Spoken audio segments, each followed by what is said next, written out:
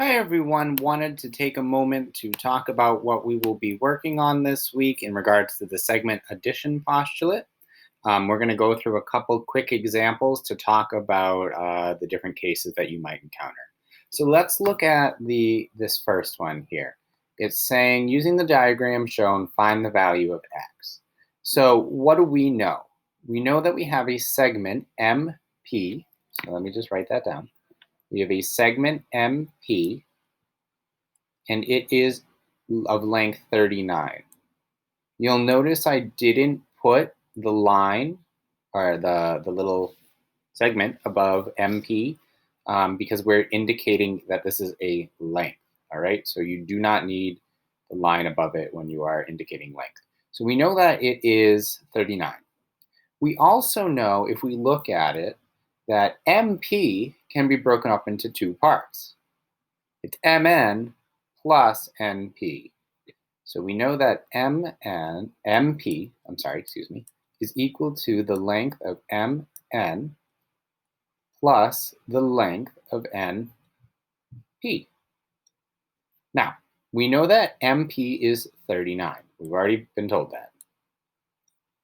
We're also aware, based on our diagram, that the length of MN is 4 times x plus 5. And we know that the length of NP is 2x plus 1. And we got that right from our diagram here. So we can rewrite this. We know that 39 is equal to 4 times x plus 5 plus 2x plus 1. And that just comes right from our diagram. Now, we need to solve for x. And this is something that we have gone over in the past and you have covered in algebra. So hopefully this will be something you remember how to do. But if not, pay attention to what I go over and you should have a pretty good idea after that. So we have 39 is equal to, I'm going to distribute the 4 to the x and to the 5. So I get 4x. And then 4 times 5 is 20, so plus 20. And then we still have the plus 2x plus 1. And we're going to leave that alone for now.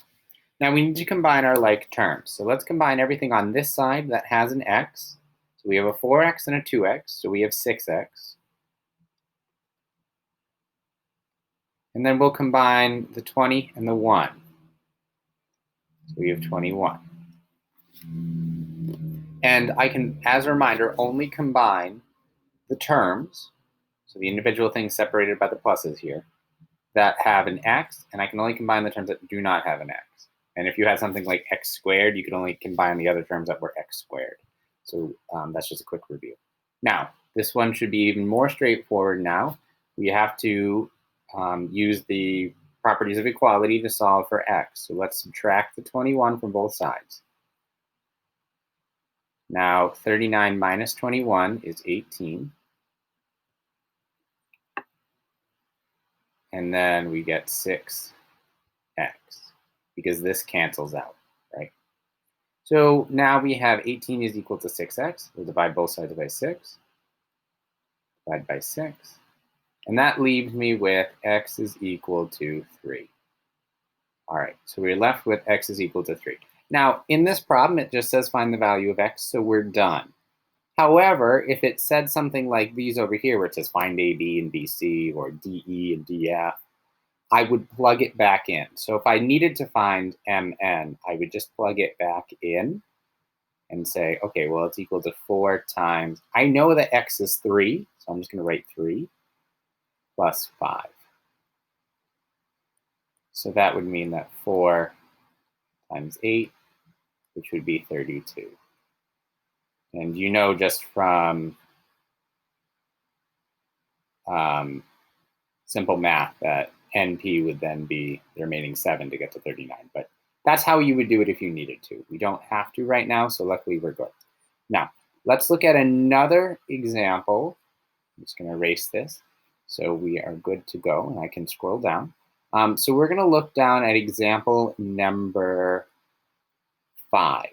And it is telling you that y is a midpoint of that segment. And that is really helpful information because that just tells us that the midpoint, that each of the segments are the same, okay? So we know that the two segments that the entire line segment is broken up into are going to be the same. So let's just scroll down and take a quick look at that. So on number 5, it is saying in the diagram given, y is the midpoint of xz, segment xz. And you'll notice here it does have the line over it because it is the segment and not the measure. Now we need to find the length of it, right? So remember, line just means the name. No line, we want the length. All right, so we're told that y is the midpoint of xz. So that means this and this, they're the same. All right, so when you have two things that are the same, I can set them equal to each other. So I know that this side, xy, is equal to yz, which is 3x minus 3. So again, I'm going to solve for it. So I get 2x plus 8, because I had to distribute, right? The 2 goes to the x, the 2 goes to the 4, is equal to 3x minus 3. Now, again, I need to get the x's on one side, and I need to get everything without an x on the other side. So I'm going to subtract the 2x from this side, and then subtract the 2x from this side. Same as above, I can only combine things that have an x, and I can only combine the things that do not have an x. I can't just start putting this, minus 2x with this minus 3 and then say, oh, well, it's negative 5. That won't work. You would have to subtract the 2x from the 3x.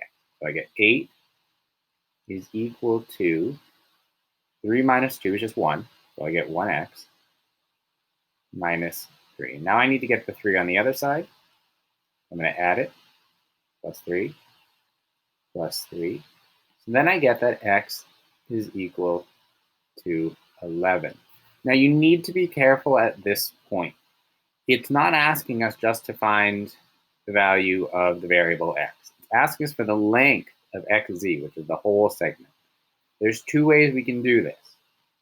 We can either add up xy plus yz, because using our segment addition postulate that we just talked about, or because we know that each of these are equal, I can just find the length of one of them and multiply it by 2, because this is the midpoint, and it breaks it into 2 equal parts.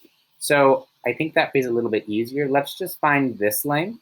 So if I say xy, well, that's equal to 2 times x plus 4. I know x is 11. 11 plus 4. So that would mean we get 2 times 15. So 30. So we know the length of this segment right here, just this part,